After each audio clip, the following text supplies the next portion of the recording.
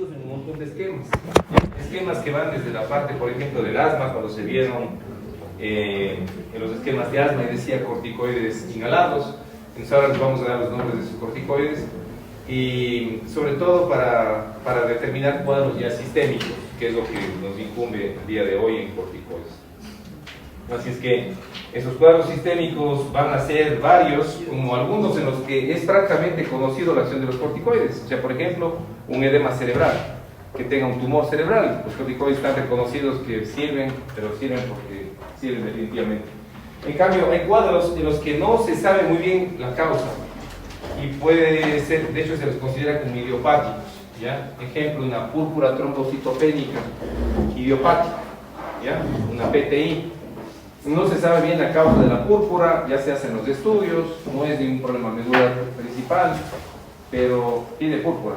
El tratamiento, corticoides. Los corticoides también van a estar dentro de un gran grupo de patologías que no se sabe bien la causa, no se sabe bien la fisiopatología y actúan por los medios en que vamos a ver que tienen un montón de acciones los corticoides. Eso sí, tienen full acciones de corticoides, así como lo que hacen en nuestro cuerpo, ellos vienen a hacer esta función desde la parte externa, ¿no? Como medicamento. ¿Sí? Bueno, entonces, nuestros corticoides endógenos son estos, ¿no? Y nosotros los vamos a comparar a los glucocorticoides, que es lo que vamos a ver hoy día, ¿sí? Porque sabemos que tenemos también mineralocorticoides, ¿no? Hay mineralocorticoides, glucocorticoides. Mineralocorticoides tenemos aldosterona. Y los glucocorticoides, nuestro cortisol endógeno es cortisol, cortisol. A ese cortisol prácticamente le vamos nosotros a comparar al medicamento que va a ser el representante de la familia, que sería el cortisol exógeno, que en este caso sería la hidrocortisona. Entonces, a esa hidrocortisona va a ser como que fuera nuestro cortisol y le vamos a comparar con los otros medicamentos. Y ahí vamos a decir todo lo que hace.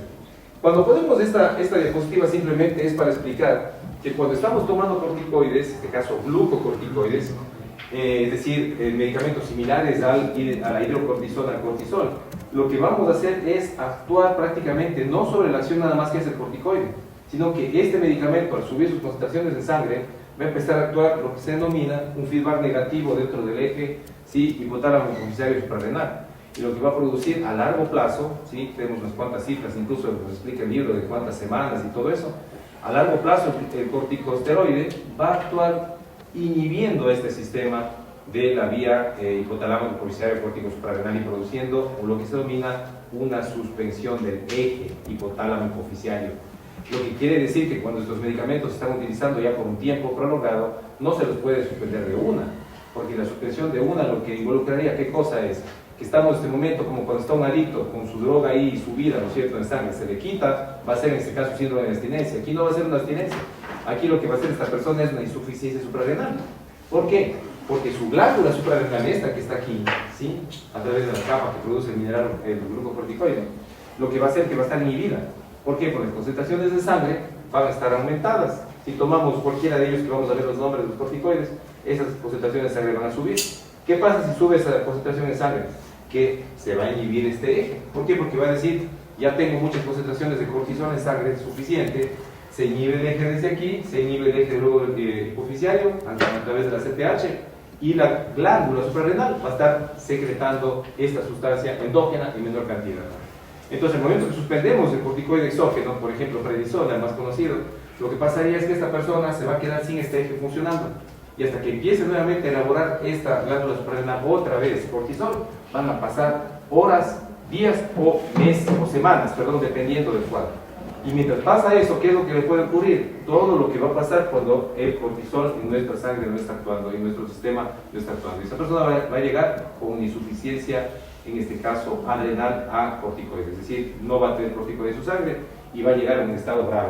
Por lo tanto, nunca se debe suspender estos medicamentos de entrada. Asimismo, cuando vayamos a prescribir un corticoide tiene que estar justificado por ese mismo motivo, porque no es un medicamento así nomás. Ni siquiera, de hecho, cuando dábamos un ibuprofeno, un ketorolaco, un diclofenaco, no es así nomás de dar, o sea, tiene que tener sus resguardos, ¿no es cierto? Hasta un ketorolaco, un diclofenaco, decimos cómo está la función renal, no tiene enfermo el hígado, no tiene una alergia. O sea, alguna cosa, no tiene asma, de repente usted que le puede gatillar un asma en la INE. En el corticoide con mucha más razón, con mucha más razón. Entonces estamos aquí ya, en la capa fascicular con los glucocorticoides, el ejemplo principal ahí son, o va a ser nuestro cortisol endógeno. Miren ustedes que al estar actuando sobre la fase, en este caso, comparados, digamos, a lo que hacen nuestros corticoides endógenos, en este caso de la capa fascicular, estos medicamentos también van a tener una acción sobre las otras dos fases. Van a tener también una acción secundaria, obviamente, no la primaria. A veces se va a querer que sea primaria, pero la acción secundaria siempre va a ser que algunos van a tener la posibilidad de producir una acción similar a la aldosterona, o sea, una acción mineralocorticoide. ¿Y eso qué es? Eso va a ser para nosotros, ¿sí?, lo que hace la aldosterona en nuestro túbulo, reabsorber sodio y reabsorber agua. Por lo tanto, todo corticoide va a tener la posibilidad de subir la presión arterial. Algunos más, ya vamos a ver la tabla comparativa, en la que vemos los que tienen más acción mineralocorticoide. Y algunos dirán, tiene poca acción mineralocorticoide, obviamente esos no suben la presión arterial. ¿Ya? Entonces, ojo, siempre que tiene una acción aldosterónica, sube la presión arterial, va a subir la presión arterial. ¿Y esa persona qué va a hacer? Va a retener agua, porque va a absorber más agua y más sodio. Pues, por ejemplo, en un insuficiente cardíaco, dosis altas de corticoides pueden llegar a ser peligrosas, porque pueden aumentar la volumen de esa persona y causar un edema agudo del pulmón, que es lo que, con lo que nos morimos cuando estamos con problema de corazón. ¿Ya? Aparte, en la fase reticular, tanto como la fase fascicular, se sintetizan también andrógenos. Lo que quiere decir también que los corticoides, algunos tendrán muchas posibilidades de producir características androgénicas. Entonces, por eso es que, por ejemplo, se utilizan corticoides para hacer los ejercicios en el gimnasio, ¿sí?, a través de estimulantes que tienen corticoide, que lo que hacen es aumentar, en este caso, la acción andrógena, ¿sí?, y producir características androgénicas. Ya, entonces, eso es como para darnos solamente cuenta que cuando estamos utilizando corticoides, ya tenemos otras acciones asociadas. Pero eso no es todavía el objetivo de nuestro estudio, porque nuestro estudio son los glucocorticoides que actúan a nivel sistémico, y ahí es lo que vamos a poner. Bueno, entonces, vamos a decir, estos corticoides que vamos a poner en la lista de nombres que tenemos en nuestro libro, van a actuar en diferentes fases, diferentes formas. Acordémonos una cosa de la vía que la otra vez estuvimos viendo de los AINES. Ahí habíamos dicho que los AINES, ¿no es cierto?, producían una acción que cuando había una lesión del endotelio empezaba a darse, ¿qué cosa?, una activación de fosfolípidos. Y ahí había una sustancia que no la nombramos en ese momento, pero ahora sí, que se va a llamar la fosfolipasa, ¿sí?, la fosfolipasa 2. Esa fosfolipasa 2, cuando hay un daño y todo el rato está actuando ahí, ¿qué es lo que hace? Es sintetizar ácido araquidónico, si se acuerdan, ¿no es cierto? Y el ácido araquidónico tenía dos vías, la vía de la ciclooxigenasa 1 y la vía de la lipoxigenasa. Entonces, la vía de la ciclooxigenasa 1 era todo lo que vimos el otro día, en la que los AINES inhibían la ciclooxigenasa 1, o sea, los COX-1, y algunos eran más selectivos para la ciclooxigenasa 2, que eran los COX-2 selectivos, ¿ya? Aquí lo que vamos a tener en cambio es que nuestros corticoides van a hacer que diferentes células, llamadas estas, sean neutrófilos, eosinófilos, linfocitos, mismas células endoteliales, epiteliales, los corticoides lo que van a hacer es sintetizar, facilitar la acción de la síntesis de una sustancia que se llama lipocortina, ¿ya? Y esta lipocortina lo que hace es inhibir a la fosfolipasa, ¿ya?, a la fosfolipasa 2. Entonces, al inhibir a la fosfolipasa, prácticamente, ¿qué está haciendo? Inhibiendo la vía del ácido araquidónico. Y ojo que aquí lo que está haciendo es una inhibición prácticamente desde la parte más superior del ácido araquidónico. O sea que va a inhibir, por lo tanto, ¿qué cosa? Las dos vías, tanto la vía de la ciclooxigenasa como la vía de la lipoxigenasa. Esa es la cosa importante de esta parte de la acción antiinflamatoria que tienen los corticoides. ¿Y para qué ponemos esto? Porque vamos a ver que hay un montón de efectos que tienen que ver con la parte de la lipoxigenasa, y hay algunos, ¿sí?, que tienen que ver con la parte de la ciclooxigenasa. De hecho, por ejemplo, si tenemos en este momento un trauma, un golpe tremendo en la rodilla, y en la rodilla esa está hinchadota, está con edema tremendo, o incluso está con líquido dentro de la rodilla, ¿qué van a hacer el traumatólogo médico que me está viendo? Me va a poner un AINE, ¿sí?, que tenga una acción antiinflamatoria sobre la vía de la ciclooxigenasa, y probablemente me ponga un corticoide, incluso tópico, para que me inhiba todo el edema de esa rodilla, ¿ya? O si tengo en este momento un problema aquí en el manguito del rotador, me van a dar una AINE, una acción ciclooxigenasa, y puede que me infiltre o me den unos días de corticoides, sobre todo infiltrados, para que se me quite la inflamación de esa zona, ¿ya? Entonces, el corticoide tiene una propiedad antiinflamatoria tremenda, pero no solamente comparada con la parte esta de los AINES, estamos poniéndole, por ejemplo, un trauma musculoesquelético, sino que la vía inflamatoria, acordémonos que no solamente involucra la inflamación de un trauma, por ejemplo. Pues justo que estaba en la parte de trauma. Y a propósito, felicitaciones, que me dio un premio. Qué bueno, qué bueno, qué bueno. Y la cosa es que en trauma no involucra solamente eso, un golpe y que hay lesiones y que hay sangre. ¿Sí? El trauma involucra inflamación también, inflamación sistémica. Ya, la infección, una sepsis, ¿qué involucra? Inflamación sistémica, diferente a la del trauma. ¿Ya? La parte de la artritis reumatoide, ¿qué involucra? Inflamación. El lupus, inflamación. Entonces, estos corticoides nos van a servir prácticamente para todos los procesos inflamatorios. ¿Sí? Todos los procesos inflamatorios que involucran ya no solamente la vía de la COX, sino la vía de la lipoxigenasa. ¿Por qué? Porque esta vía va a ser importante para generar leucotrienos. Y esos leucotrienos, por ejemplo, ya empiezan a hacer en la parte de la quimiotaxis de los glóbulos blancos, tanto de linfocitos T, linfocitos B. ¿Ya? Este mismo leucotrieno sintetiza interleucinas, que son parte del proceso inflamatorio. Entonces hay enfermedades en las que existe justamente este problema, en las que existe una hiperproducción de interleucinas, o en que existe una activación marcada de los linfocitos T o de los linfocitos B. Y lo que hace este médico especialista en esta rama es, dando corticoides, tratando de producir un proceso que inhiba a estas células. Pero asimismo, por esa acción que tiene sobre la vía de la lipoxigenasa, los corticoides, todos los corticoides de acción sistémica, tienen el riesgo de producir inmunosupresión. Todos. ¿Por qué? Porque van a actuar inhibiendo a los linfocitos T, a los linfocitos B y a las interleucinas. Y por lo tanto, ese proceso que nos ayuda a nosotros a defendernos de infecciones, sobre todo bacterianas y algunas virales, nos hace predispuestos, si estamos tomando corticoides, a tener infecciones oportunistas. ¿Ya? Infecciones oportunistas. Así es que, dicho eso, prácticamente, otra vez decimos, los corticoides tienen una acción muy importante, son muy potentes, eso sí, son muy buenos también, pero hay que tenerles todos esos resguardos que deben tener el corticoide, no dar corticoides solamente por dar. Y cuando le estamos dando, saber los efectos secundarios y los beneficios que puede tener esa persona. Ya. Entonces, ¿dónde pueden actuar? Prácticamente en todo lado. En todo lado. ¿Sí? Vamos a tener la acción que nos va a servir para la parte inflamatoria de la lipoxigenasa. ¿Sí? Y por lo tanto nos dice en nuestro libro que la acción que tiene sobre la vía de la lipoxigenasa es una acción indirecta. ¿No? ¿Por qué? Porque los AINES actuaban de manera directa sobre la COX, inhibiendo la COX. En cambio, estos medicamentos no inhiben directamente a la lipoxigenasa, sino que lo que inhiben es a la fosfolipasa 2 a través de la elaboración de esta sustancia que se llama la lipoproteína. Por lo tanto, entonces, decimos que asimismo este efecto que tienen los corticoides en nuestro cuerpo pueden presentarse con efectos secundarios muy conocidos. Vamos a ver que los efectos secundarios más conocidos van a ser los efectos del denominado un estado de Cushing o Cushingoide producido por los corticoides. ¿Qué va a hacer eso? Que va a ser cuando tengamos síntomas o signos que nos estén dando una hipersecreción, en este caso, que estén aumentada la cantidad de cortisol en la sangre, nos va a decir que vamos a tener una enfermedad de Cushing secundaria al corticoide. ¿Y cuál va a ser eso? Se parece justamente a el síndrome de Cushing que tenemos cuando tenemos una hipersecreción de cortisol a nivel de las glándulas suprarrenales. ¿Que involucra qué? Que involucra la fases de Cushing, que vamos a ver en las fotos, que involucra el aumento de grasa, por ejemplo, aquí en la zona de la espalda, lo que se denomina la jiba de búfalo, que involucra hacer estrías, que involucra perder músculo, que involucra incluso estados psicóticos, porque el corticoide puede llevar incluso estados psicóticos. Así es que ahí es donde debemos estar atentos, ¿ya? Ahí es donde debemos estar atentos. Y la cosa es que los medicamentos que... una cosa más, que los corticoides también, por ejemplo, facilitan el efecto vasopresor de las catecolaminas.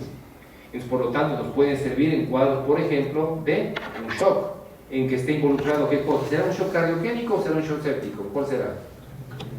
En un shock séptico. En el cardiogénico no. ¿Por qué? Porque en el cardiogénico es el problema que el corazón ya no puede bombear más. Ahí necesitamos algo que ayude a bombear el corazón. Por ejemplo, la digoxina. Pero en cambio, o norepinefrina por último. Pero la cosa en cambio de un shock séptico, ¿el problema qué es? El problema es una inflamación sistémica muy abrupta que lo que hace es que se vasodilate todo el sistema arterial. Entonces, ¿ahí qué necesitamos? Obviamente una catecolamina, y ahí sí se necesita, por ejemplo, corticoides. Entonces, las indicaciones aquí son full indicaciones. Ven cómo enumerar todas las indicaciones de los corticoides, vemos unas cuantas, ¿ya? Y sale aquí una lista que decimos, Los efectos más importantes que podríamos decir de los corticoides serían, uno, antiinflamatorio. Ya sabemos por la vía como es, ¿sí? Y por lo tanto nos van a servir para prácticamente todos los procesos inflamatorios que a ustedes se les ocurra. Inflamación de un edema por tumor, corticoides. Inflamación por un proceso muscular, corticoides. Inflamación de un proceso tendinoso, corticoides, ¿ya? Inflamación de las articulaciones por la vía autoinmune, corticoides. Inflamación de la vía aérea en un asma, corticoides. Inflamación de la vía aérea en un EPOC, corticoides. O sea, todo lo que involucra la parte inflamatoria de las dos vías, COX y hipoxigenasa, va a los corticoides. ¿Qué más tiene? Enfermedades inmunológicas. ¿Cuáles? No síndromes de inmunosupresión, obviamente, sino enfermedades autoinmunes. Un montón de enfermedades autoinmunes que no irían al caso en este momento, ¿no es cierto? ¿Qué más? Otra de las indicaciones de los corticoides, obviamente, ¿qué sería? Un paciente que tenga déficit de síntesis de corticoides, ¿sí? Es decir, que no sintetice justamente cortisol, ¿ya? Que sería en este caso una insuficiencia suprarrenal, primaria o secundaria, ¿ya? ¿Qué más? Enfermedades, reacciones alérgicas hemos puesto ahí como un signo, hay que, como que acordarse, porque no es que el corticoide sirve solamente para una reacción alérgica. La reacción alérgica tiene que involucrar otros medicamentos, ¿no? Por ejemplo, los antihistamínicos,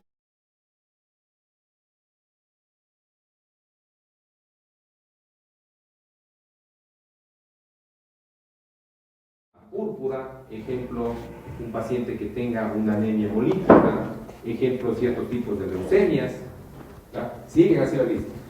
Un síndrome de distrés respiratorio agudo en el que involucra edema del vaso sanguíneo, ¿ya? Edema del vaso sanguíneo.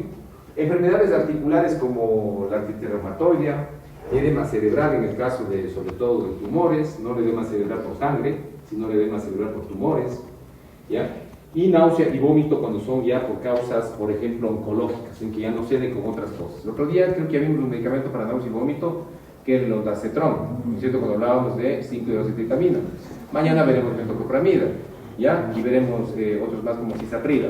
Pero ahí, cuando el cuadro está muy severo de vómito, también se le puede coadyuvar los corticoides. Entre los AINES y estos, ¿cuál sería mejor? ¿Para qué caso? O sea, de lo que yo asumo, para periodos cortos de tiempo siempre va a ser mejor un AINE. Exacto, va a depender, verá, vamos a definir por así. ¿Cuándo sería? Va a depender del caso. Por ejemplo, estamos en un edema cerebral, no sirven los AINES. Porque los AINES en el edema cerebral no van a tener ninguna acción porque no es una vía de la ciclooxigenasa, es una vía de la lipoxigenasa. ¿Sí? En el edema cerebral por un tumor, por ejemplo, es esta vía. ¿Sí? Entonces ahí no nos sirven los AINES. Tenemos un cuadro de un problema osteoarticular, que me acabo de torcer el tobillo. ¿Qué sería la idea de un AINE? Ahí no corticoide, no tiene que ser un corticoide sobre todo sistémico. Puede ser incluso tópico, como digo, una infiltración o algo así, pero no va a ser un sistémico. Tengo un problema de un distrés respiratorio agudo, los AINES no hacen nada ahí. Ahí hay que actuar, va a ser un corticoide, ¿sí? Y si estamos hablando de un proceso inflamatorio, por ejemplo, de articulaciones, ¿ya? Tiene una artritis reumatoide, tiene un proceso inflamatorio muy intenso por todos los marcadores que suben en la artritis reumatoide. ¿Cuál sería el medicamento ideal? No puede estar con AINES de por vida, porque los AINES de por vida van a dañar su estómago, van a dañar sus riñones. Entonces, ¿cuál sería el medicamento ideal ahí? Ahí sí van a ser los corticoides añadidos a otros que utilizan por ejemplo, los reumatólogos. Pero en ese caso le pudieran incluso añadir o asociar AINES. Si hay algunos casos en que ya sigue doliendo, a pesar del corticoide, le dejan también AINES. Pero obviamente serán AINES a dosis bajas. Hay un ejemplo que no vimos, el ibuprofeno, que cuando está, por ejemplo, una persona con artritis reumatoide, le mandan a los reumatólogos solamente ibuprofeno de 400 miligramos, no de 600, y le mandan una vez al día. Ya no 3 veces al día como normalmente se toma. Entonces le mandan una vez y de largo. ¿Ya? Obviamente que el paciente si toma AINES más corticoides, ya vamos a ver que los riesgos en el estómago y en el riñón van a aumentar. ¿Ya? Esa es la cosa. Entonces las indicaciones son varias. Tiene otras acciones además, y eso viene para la parte de, sobre todo, efectos secundarios. Los corticoides normalmente en nuestro organismo, y en este caso los medicamentos van a producir lo mismo, es en este caso un aumento de la gluconeogénesis. Y por lo tanto, ese aumento de la gluconeogénesis sobre todo se va a dar a través de la activación, o mejor dicho, de la estimulación de una enzima en el hígado que es la glucosa 6-fosfato deshidrogenasa. Entonces, esa vía, una vez que está estimulada, ¿ya? Hay otras enzimas más, ¿no? Pero, por ejemplo, la más conocida es la glucosa 6-fosfato deshidrogenasa. ¿Ya? Esa enzima lo que hace es ¿qué cosa? Es sintetizar glucosa a través de los otros productos que se encuentran en el hígado, en este caso de las proteínas y de las grasas, y va a producir una gluconeogénesis. Por lo tanto, ¿qué es lo que nos va a ocasionar los corticoides? De manera sistémica, obviamente, no tópico, así ni nada, es hiperglucemia. Y si tenemos un paciente en que, por ejemplo, es diabético, pues aquí va a haber un problema. De hecho, hay una de las clasificaciones de la diabetes en que se coloca como diabetes por corticoides. También puede pasar, puede llegar a tener hasta ese punto el paciente una diabetes por corticoides. Ya, entonces, si es que produce una hiperglucemia, ¿qué es lo que va a hacer en este caso? Si el paciente está sano, si su páncreas funciona bien, va a estimular la liberación de insulina. Pero resulta que hay una cosa que podríamos decir, esto va a ser hasta cierto punto, o sea, como que ya se compensó el paciente. Hace aumento de gluconeogénesis y su páncreas libera insulina y no le va a subir la glucosa. Pero cuando esto ya no llega a estar en equilibrio, el paciente empieza a hacer hiperglucemia. Y por otro lado hay otra cosa más, que los corticoides bloquean a los receptores de insulina periféricos. Entonces, los principales receptores de insulina, ¿dónde están? En músculo, ¿bien? En tejido adiposo, muy bien. Esos receptores periféricos son interferidos por los corticoides. ¿Y qué hace la insulina, por ejemplo, en músculo? Sintetiza proteínas. ¿Para qué? Para que tengamos masa muscular. Entonces, ¿qué va a pasar con un paciente con corticoide a largo plazo? Que va a empezar a hacer menos masa muscular. ¿Ya? ¿Por qué? Porque los receptores de corticoides periféricos van a estar impedidos de su acción al estar bloqueados por el corticoide. Sobre todo, ¿qué receptores? Los famosos transportadores de glucosa 2, o sea, los GLUT2. Ya, los GLUT2. Bueno, a nivel de grasa, en este caso, induce a la lipólisis y, por lo tanto, produce un incremento y una redistribución de la grasa, sobre todo en qué zonas. La grasa se empieza a distribuir sobre todo a nivel de la parte superior de la espalda, o sea, la zona cervical, cérvico-dorsal, donde se denomina, de hecho, cuando está incrementada esa zona de la grasa, en esa zona se llama una jiba, que está dentro del síndrome de Cushing, o sea, que nos dice que esta persona está recibiendo dosis muy altas de corticoide, ¿ya? Y también lo que empieza a distribuir la grasa es de una manera inadecuada, sobre todo a nivel de la zona de los flancos, ¿ya? En la zona de los flancos. Entonces vamos a tener una persona que en este momento, si las dosis de corticoides están muy altas, va a tener ya algunos problemas, va a tener menos músculo, va a tener hiperglucemia, va a tener lipólisis con jiba de búfalo, va a tener acumulación de la grasa a nivel de los flancos, va a empezar a perder músculo en las extremidades sobre todo, ya empezamos a ver un paciente que se altera su forma de su cuerpo, y en las proteínas directamente lo que produce es un catabolismo proteico, es decir, que va a disminuir proteínas a nivel muscular. Entonces ya vemos que es un paciente que empieza a perder músculo y ese es uno de los problemas que puede causar los corticoides a largo plazo, lo que se denomina una miopatía por corticoides, en la que el músculo pierde fuerza, pierde tono y la persona empieza a postrarse. Así es que hay que tener atención, eso, ojo, con dosis altas de corticoides. Diga usted. Doctor, ¿y el efecto sobre la glucosa, sobre el metabolismo, no podría llevarle a un estado prediabético? Claro, por supuesto. De hecho, eso decimos que incluso hay la clasificación de diabetes y está incluida la diabetes por corticoides. Por corticoides, así es. Recuerden ustedes que habíamos visto una clasificación al inicio de clases en que habían los receptores. Y esos receptores podrían ser, ¿no es cierto?, de proteína G, podrían ser de canales, como los de cloro. ¿Cuáles son los receptores de cloro? Que ya vimos. Los del GABA, por ejemplo.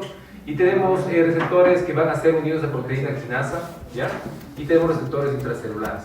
Aquí justamente estos son receptores intracelulares. Entonces aquí vemos cómo se encuentra toda la estructura de una célula.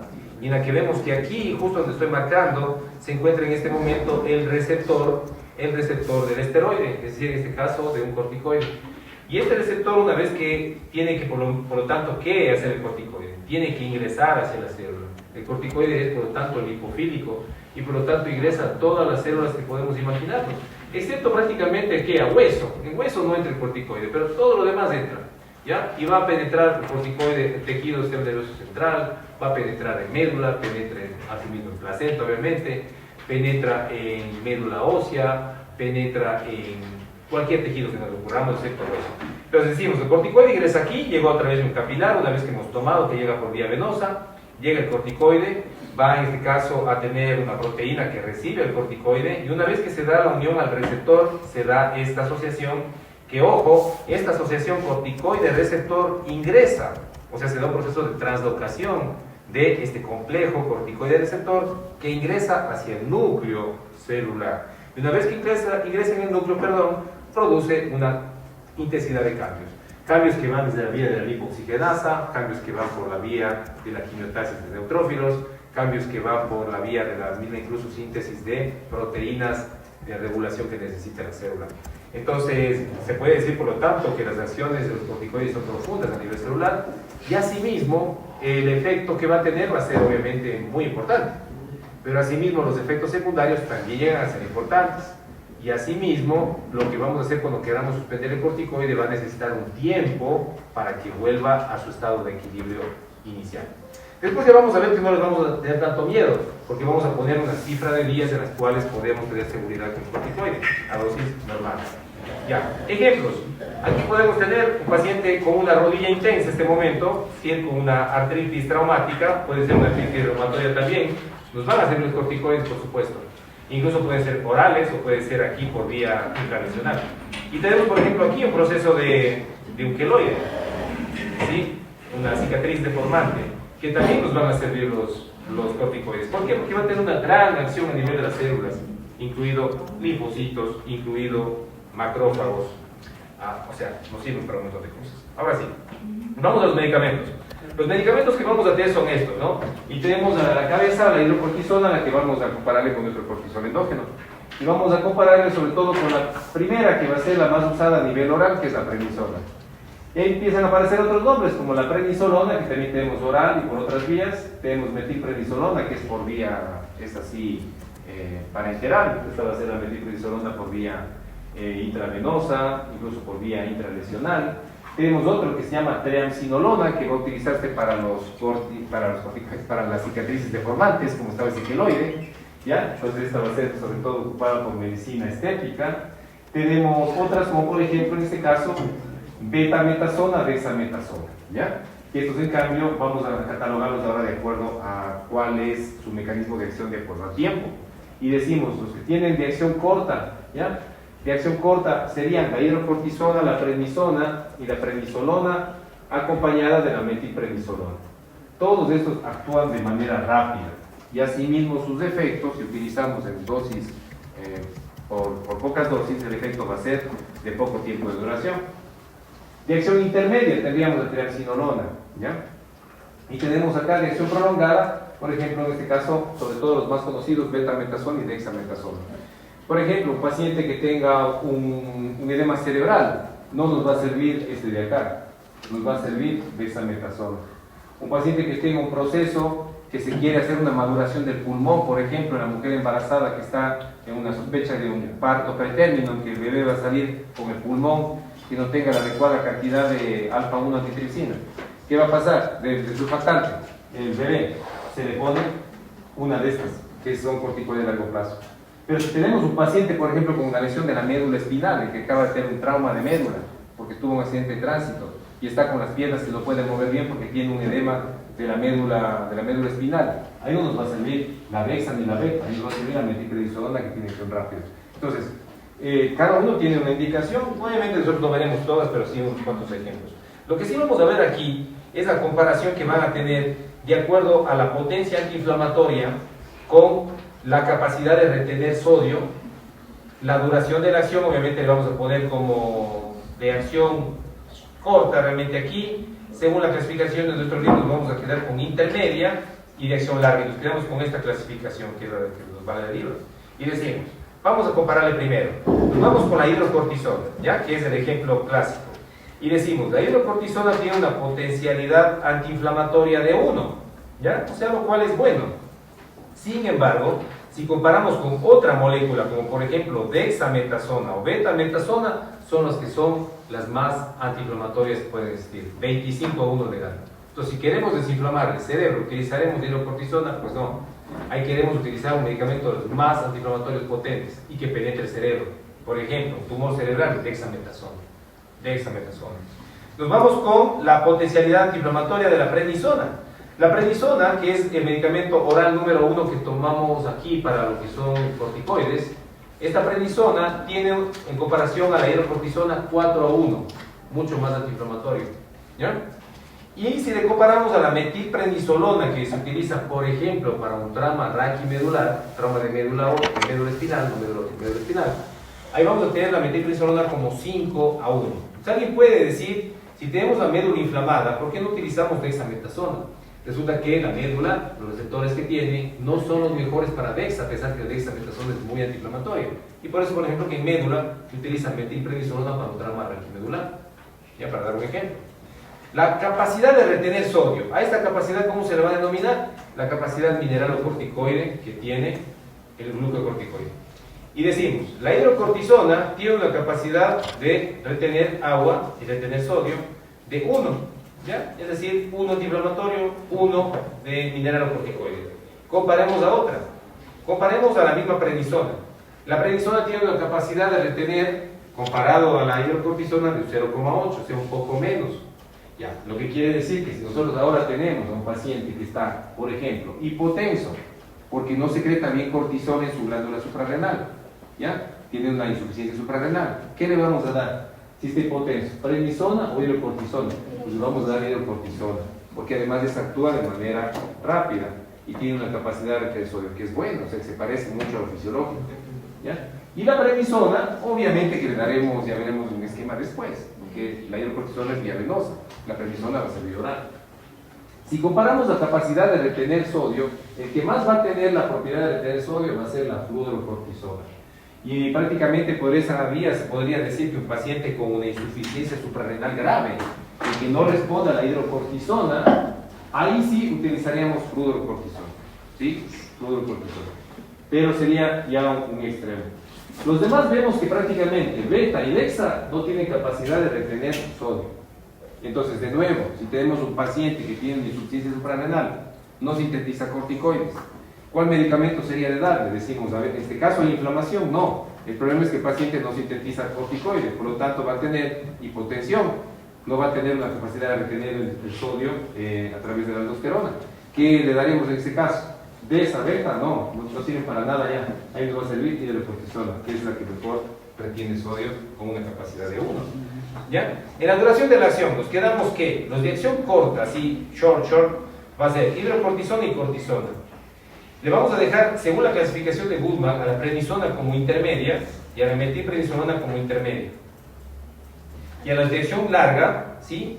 Beta y dexa, que son los más conocidos, ¿no? Entonces tenemos prednisona, metilprednisolona, beta, dexa, hidrocortisona y cortisona. La fludrocortisona nos olvidamos por ahora, no necesitamos esa beba, ¿ya? ¿De intermedia cuál es? De intermedia, nos quedamos con prednisona y metilprednisolona. ¿Ya? Muy bien, entonces ahora comparemos, ¿ya? La dosis equivalente, que es lo que nos vale a nosotros en el momento de la prescripción. Decimos, si un paciente está recibiendo, pues, porque está tomando hidrocortisona 20 miligramos, la dosis equivalente debería ser de prednisona, es decir, para pasarle al oral, de 5 miligramos. Ya vamos a ver que la dosis de hidrocortisona promedio de un paciente va a estar entre los 100 miligramos 3 veces al día, 100 miligramos QD. Digamos solamente aquí, para utilizar esta tabla inicial, que el paciente esté con hidrocortisona con 100 miligramos al día, QD, ¿ya? Si ya le tenemos así al paciente, es decir, con una dosis bajita ya de hidrocortisona, podríamos decir, cambiemos de ya vía oral, para no seguir utilizando vía venosa. Y si nos vamos por la tabla de referencia, decimos a 100 de hidro, ¿sí? En este caso, ¿sí? Sería 5 veces más, ¿no es cierto?, de la dosis equivalente de 20, ¿cierto? Está con 100. ¿Cuánto debería recibir de prednisona? 5 veces más que esto, es decir, 25 miligramos, ¿sí? Si decimos, el paciente este momento está recibiendo hidrocortisona 100, si la relación es de 20 a 5, ¿no es cierto aquí? ¿Sí? 20 miligramos a 5, entonces resulta que si está recibiendo 100, aquí sería 5 veces más, debería recibir 25 miligramos orales de prednisona. Entonces, este paciente, si ya le queremos cambiar, digamos, hacer un switch, ya pasarle de vía venosa a la vía oral, deberíamos no darle menos de 25 miligramos vía oral QD a esta persona. ¿Sí? Esta es lo que quiere decir la equivalencia. Y obviamente, ¿cuál sería lo ideal? La dosis mucho más baja que llegue ya cuando vamos a ver la prednisona, que sería la dosis basal, con la que el paciente no tenga efectos secundarios. Esta dosis basal es esta, de 5 miligramos, que veremos después en un momento. Pero la cosa es que para que esté el paciente ya con oral de 5 miligramos, porque ya se fue a su casita, ya estuvo tomando 2 semanas de corticoide, ya se siente bien, ya no tiene ningún efecto secundario mayor. Pero es para tener la dosis de referencia. Nos vamos a comparar también con metilprednisolona. Y decimos, por ejemplo, metilprednisolona que se puede utilizar, ojo que la metilprednisolona no es solamente para pacientes que tienen trauma retromedular. La otra vez ya vimos que metilprednisolona incluye ¿en qué tratamiento? En el asma. En el asma severa se incluía una crisis asmática de metilprednisolona. Si nosotros utilizamos la dosis de metilprednisolona, la relación es de 4 de metilprednisolona a 5 de prednisona cuando le queramos pasar a vía oral. ¿Ya? 4 a 5. O si queremos compararle a la hidrocortisona, de 4 a 20. ¿Ya? Y en las de acá, las dos son de 0,75, lo que quiere decir que las dosis de beta y de dexametasona son dosis bajas. No puede ser la dosis al todo. Ya comparamos 20 miligramos a dexametasona, pero ojo que es solamente una comparación de la potencia que tiene cada fármaco. Lo que quiere decir, por ejemplo, aquí, que esta es medianamente potente. La prednisona no es tan potente en estas dosis, ¿sí? La metilprednisolona no es tan potente en estas dosis, sin embargo sirve bien para la médula. Y estas, por ejemplo, esta es más potente que la hidrocortisona. Y la bexa y la beta, que van a ser de hecho potentísimas, porque una dosis de 0,75 equivale a 20 de hidrocortisona. Entonces, si queremos otra vez de edema cerebral, no vamos a utilizar hidrocortisona jamás, vamos a utilizar dexametasona. Y para pasarle de hidrocortisona a prednisona, tendría que darse la tomando 7 de hidrocortisona a 25 de prednisona. 25 horas de prednisona, así es, UDI. Luego vamos a ver las dosis igual, pero es para tener la comparación para que ustedes vean cómo funciona, ¿ya? ¿Cuáles son las presentaciones? Tenemos de todo. Hay presentaciones orales, inyectables. Las inyectables hay intramuscular, intravenosa, intralesional. Hay incluso una que utilizan los médicos oncólogos, que es intratecal, sí, a nivel del sistema nervioso central. Hay tópicas en cremas, en gotas. Hay tópicas en ungüento. Hay tópicas en parche no. Tenemos orales, que es obviamente la que más estamos estudiándole, y la intraarticular que se utiliza, por ejemplo, para los traumatólogos, los deportólogos utilizan estos medicamentos. Bueno, entonces, sabiendo eso, pues prácticamente nos toca ver ahora sí cuáles serían unas cuantas indicaciones. Y decimos, por ejemplo, insuficiencia suprarrenal, un ejemplo, ¿ya? El paciente no tiene una buena síntesis de sus corticoides a nivel de la glándula suprarrenal. ¿Ya? Y esta, por ejemplo, digamos que sea primaria, en el caso del paciente que tenga insuficiencia suprarrenal primaria. ¿Cómo va a venir este paciente? Este paciente va a venir, sí, en este caso, hiponatrémico, porque no va a tener una buena capacidad de retener sodio, al revés de lo que hace la aldosterona, hiperpotasémico, y va a venir hipoglucémico, porque dijimos que los corticoides endógenos producen la gluconeogénesis. Entonces, si un paciente viene así, está con una crisis de insuficiencia suprarrenal, hipoglucémico, hiponatrémico, hiperpotasémico. ¿Sí? ¿Qué más puede tener este paciente? Acidosis metabólica. Y eso viene ya dentro de otra discusión, porque resulta que los corticoides también estabilizan la producción de los ácidos de la vía endógena a nivel hepático, ¿sí? Como el beta-hidroxibutírico. El paciente llega desmayado, llega muy débil, llega hiperpigmentado, con la típica coloración de un Allison, y con pérdida de peso. ¿Por qué? Porque los corticoides no están haciendo la función de ¿qué? De sintetizar, en este caso, de sintetizar el músculo de manera adecuada. Entonces, ¿qué le vamos a dar en este caso? Paciente que llega así, tiene una gran insuficiencia suprarrenal. ¿Cuál sería el medicamento ideal de los que acabamos de ver? Decimos, si se encuentra así, pues un oral no le voy a dar, porque el oral no va a tener una acción inmediata. Hasta que entre el oral, hasta que llegue a la célula, hasta que penetre la célula, hasta que actúe en el receptor, hasta que se una, hasta que actúe en la translocación, se necesitan días. Entonces, un oral no actúa de una, no va a actuar de una en este caso de la insuficiencia suprarrenal, debería ser un venoso. Y entonces vamos a ver cuáles son los venosos. Tenemos venosos, dexametasona, betametasona y hidrocortisona. Pero ¿qué queremos? Una acción que sea rápida, no una acción larga. Y en este caso que lo que queremos es una acción rápida, que dure aunque sea poco, pero que me actúe ya. El medicamento ideal, hidrocortisona. Y ahí nos vamos a ir con hidrocortisona. Y por eso viene ahí la indicación de cada uno de ellos, para dar un ejemplo, ¿ya? Entonces, la hidrocortisona, por ejemplo, utilizaríamos al inicio en la insuficiencia suprarrenal aguda, es para la crónica. Aquí en este caso utilizaríamos 100 miligramos 3 veces al día. ¿Ya? El paciente estaría recibiendo 300 miligramos al día. Intravenoso. Intravenoso, 100 miligramos TIR. Y con eso tenemos una acción ya de la hidrocortisona. ¿Qué va a pasar? Que el cortisol va a llegar a nuestra sangre y va a empezar a hacer todas las acciones que es el cortisol, ¿sí? Es decir, hace gluconeogénesis, ¿sí? Va a hacer algo de lipólisis también. Va a empezar a subir la presión porque empieza a producir constricción. ¿Por qué hace constricción? Porque resulta que hace una acción antileucotriénica, ¿ya? Y la parte del leucotrieno lo que también produce es vasodilatación. Entonces sube la presión, retiene sodio, retiene agua, empieza a eliminar el potasio y el paciente se estabiliza probablemente en 1 o 2 días, ¿ya? Ahí está el paciente tratado. ¿Y qué va a pasar si ese paciente se va a la casa? Esta misma persona que se va a la casa tendrá que irse con la dosis más segura del corticoide. La dosis que hemos dicho hace un momento adelantándonos, más segura que va a tener la prednisona, va a ser la de 5 miligramos diarios. O sea, con esa dosis no tiene la posibilidad de causar efectos secundarios graves. El paciente con 5 miligramos diarios de prednisona no tendría por qué hacer un pushing, por ejemplo, por el corticoide. Ya. Pero la cosa es que para llegar a esa dosis se va a necesitar, cada paciente tiene que verse la gravedad que tenga. Entonces, por lo general, el médico que va a dar la dosis de la prednisona va a darle una dosis que va a ser la que se parece al inicio a la dosis de la hidrocortisona. Es decir, la dosis de hidrocortisona de 20 es una dosis baja ya, ¿sí? Aquí está una dosis baja de hidrocortisona de 20. Para 20 debería estar a 5, ¿no es cierto? Pero el paciente es difícil que se vaya desde el hospital con hidrocortisona 20 miligramos.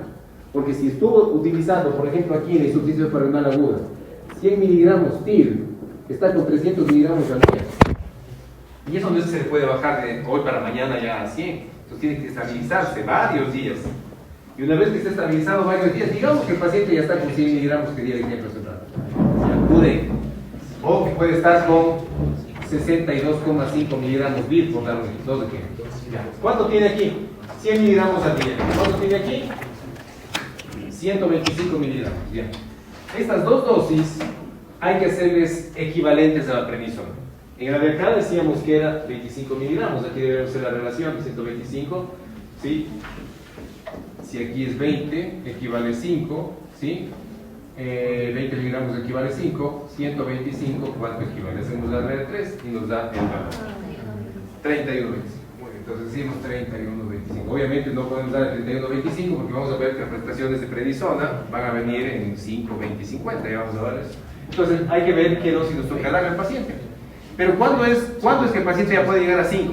Después de semanas. Entonces para que llegue a 5 miligramos el paciente va siempre a requerir primero dosis altas. Ya vamos a dar la dosis en un rato. Pero la cosa es que la dosis alta va a involucrar que el paciente tiene que recibir varios días dosis completa. Y esa dosis completa sí tiene el riesgo de producir los efectos secundarios. La idea es tratar de que en menos tiempo posible el paciente entre a la dosis menor. Y habrán esquemas dependiendo de cada enfermedad. Un esquema para la púrpura, un esquema para el lupus, un esquema para la artritis reumatoidea, un esquema para las anemias, etc. En un rato damos la dosis. Bueno, entonces, ahí le tenemos al paciente. Decíamos hace un rato, si el paciente tiene una insuficiencia suprarrenal, digamos el ejemplo, que sea severa, que no mejore con hidrocortisona, ¿qué nos podría servir? Hay 100 que más retiene sodio, que es la fluorocortisona. En este caso es cuando más se va a utilizar. Eso sería ya aparte, o sea, suspender la hidrocortisona y dar el fluorocortisona. ¿Sí? ¿Cuándo podríamos más utilizar el hidrocortisona? Estamos dando el ejemplo del primer medicamento. Por ejemplo, en un paciente que llegue este momento y tenga una sepsis. El paciente está séptico, está vasodilatado. ¿Qué se tiene que utilizar? También hidrocortisona. Pero resulta que la hidrocortisona ahora no le vamos a utilizar esta dosis de acá, porque esta dosis de acá era para un paciente que no producía cortisol. La dosis de una sepsis de hidrocortisona tiene que ser menor. ¿Por qué? Porque lo que queremos es simplemente ayudar al corticoide que le ayude a la amina. Es decir, que el corticoide ayude a la acción de la amina, es decir, de la adrenalina en el vaso, produciendo vasoconstricción.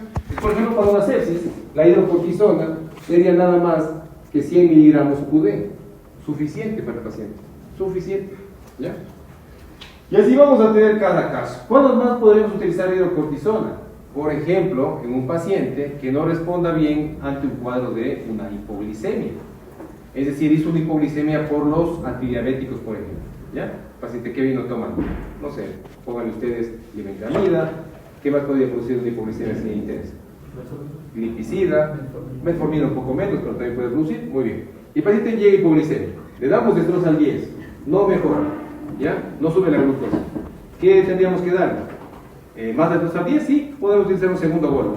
Pero si ya no está mejorando, lo que podemos utilizar es añadirle un corticoide de acción rápida a que aumente el número de neogenesis. ¿Ya? Y en este caso lo que vamos a hacer es darle una dosis de hidrocortisona. ¿Ya? Obviamente no será una dosis alta, será una dosis de 100 miligramos en ese momento y más que suficiente. Así es que ustedes ven ahí que prácticamente pues, puede estar metido en un montón de esquemas. Obviamente no vamos a ver todo porque es imposible, grabamos todos los esquemas, ¿no? Pero para dar los ejemplos de que hidrocortisona nos sirve por vía venosa y que la dosis va a estar en relación al cuadro, ¿no? En relación al cuadro. La hidrocortisona debe usar con la dextrosa 10%, y si es algo agudo, pues se la en sí, cualquier cuadro agudo, necesito usar el vuelo de 100 y luego el vuelo 100 cada dosis. Así es. 300 mil. Así es. Así es.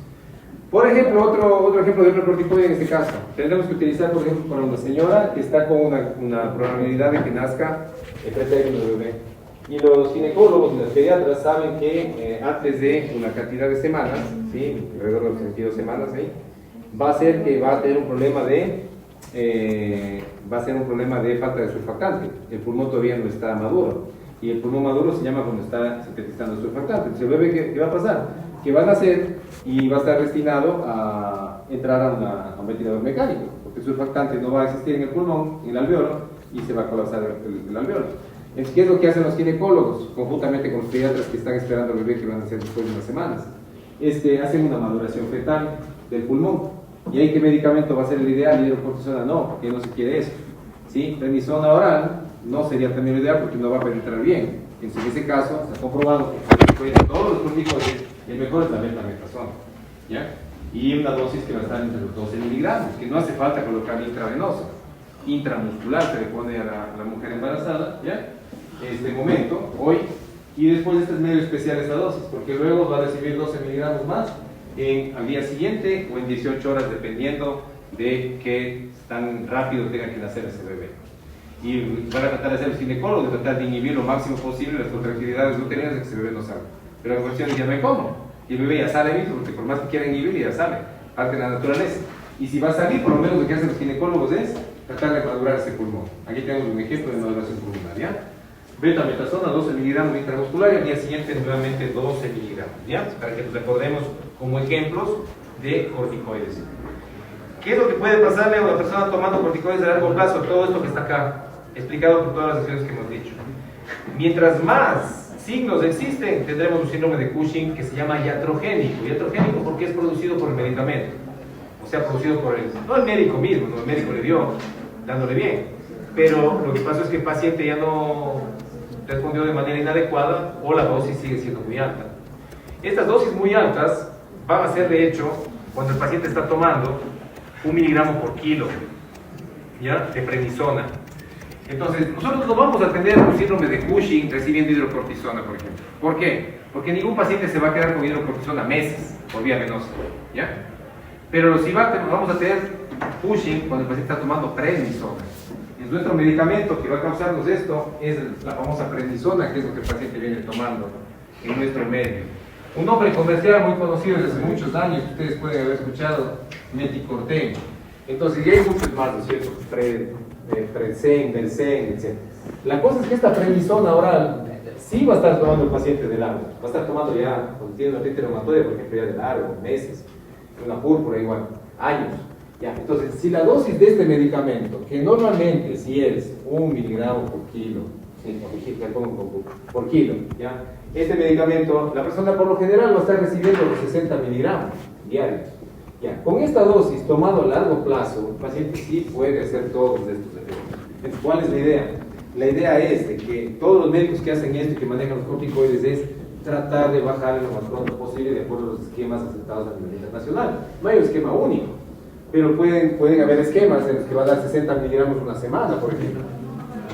Y después de una semana empezar a bajar a 50, después a 40, después a 30, después a 20, después a 10, y decían aquí a 5, miren cuántas semanas, ¿ya?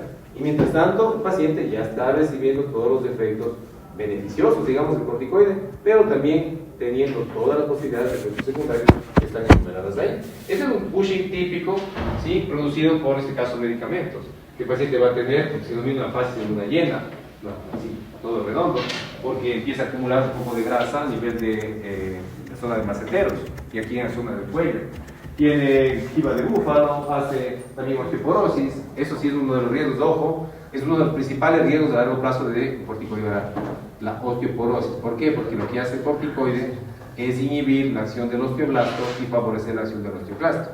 Entonces el paciente a largo plazo tiene tremendo riesgo de osteoporosis, y si a eso se suma una persona que está en edad ya avanzada, pues tiene que tomar corticoide y el médico tiene que decir: a usted hay que darle o hacerle una densitometría ósea, mandarle vitamina D, o ya mandarle directamente los medicamentos para la osteoporosis que nosotros hemos visto, como los bifosfonatos.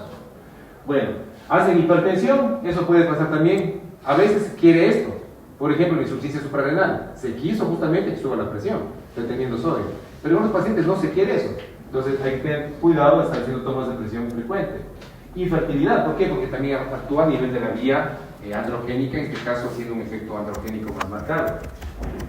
Obesidad central, se empieza a acumular acá la grasa por la distribución que dijimos en este momento, la piel se hace muy fina y tiene tendencia a la lesión fácil, a hacerse así con un pequeño golpe crack, se lastiman, ya, lo que puede causar infecciones, debilidad muscular, por lo que dijimos en ese momento, y también puede incluso haber trastornos de pequeños hematomas. ¿Por qué? Porque existe también fragilidad vascular con el corticoide, y también las plaquetas se inhiben con el corticoide. Así es que tenemos un montón de cosas. Y unas que no hemos nombrado, que van a ser también muy frecuentes, que son estas de acá. ¿Por qué?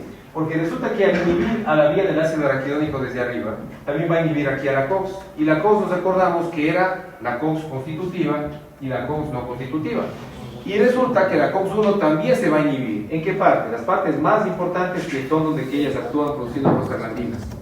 Moco gástrico, estómago, y a nivel de la arteriola aferente dando filtración. Entonces resulta que los corticoides a largo plazo, sobre todo, tienen una acción a nivel del estómago y pueden aumentar el riesgo de sangrado digestivo alto. Mucho más si el paciente toma aspirina, si toma clopidogrel, mucho más si el paciente encima de eso está tomando AINES. Y también tendría el riesgo, aunque no muy alto, de lesionar la filtración glomerular, o sea, de impedir, de empeorar la filtración glomerular, pero no es el efecto más esto de la función renal, aunque puede también darse. Podría llevar insuficiencia renal, pero es muy, muy difícil. Ahora sí, efectos secundarios muy conocidos: hiperglucemia, inmunosupresión, alteración del comportamiento. Ojo, si un paciente que toma corticoide empieza a decir tengo insomnio, es que la dosis está muy alta. Entonces usted, como médico que está viendo este momento, debería decir cuánto toma, por qué toma esa dosis, no le baje la dosis así de la noche a la mañana. Pregúntele al médico que le está dando la dosis, dígale, esa dosis, doctora, está bien, hay que seguir recibiendo así. El paciente dice que tiene insomnio, ya podría estar haciendo un inicio de pushing, ya. ¿Por qué? Porque si luego tiene insomnio marcado, llega al punto que hace psicosis. ¿Psicosis qué es? Loco, eso, haciendo comportamiento psicótico, ya. Luego, ¿qué más podemos hacer? Úlcera péptica, por lo que ya dijimos acá. Pancreatitis, ¿por qué? Porque acelera también la lipólisis y también aumenta la liberación de enzimas pancreáticas. Acné, eso sobre todo en pacientes más jóvenes, ¿ya? Insomnio, que ya dijimos, y la osteoporosis, que es muy conocida por los corticoides en dosis altas.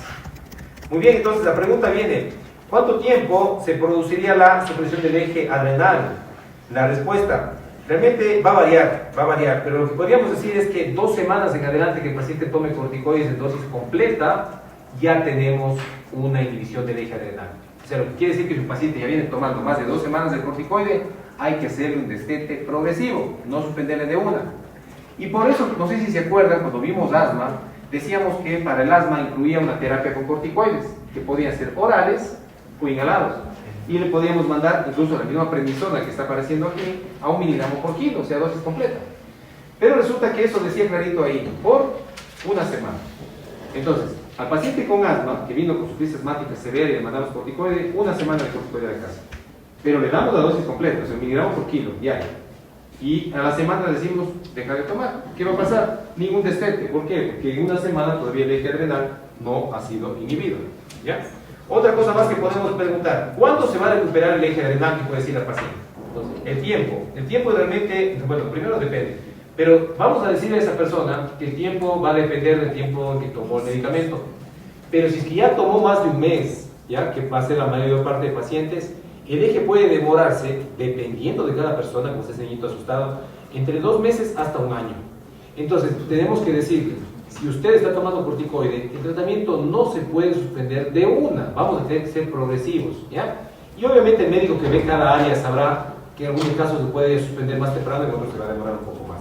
Pero el eje va a necesitar recuperarse a veces mucho tiempo. Entonces, si una paciente al mes llega con signos de insuficiencia adrenal, adjudicamos que fue por el corticoide, todavía se quedó no tan bien que estaba funcionando.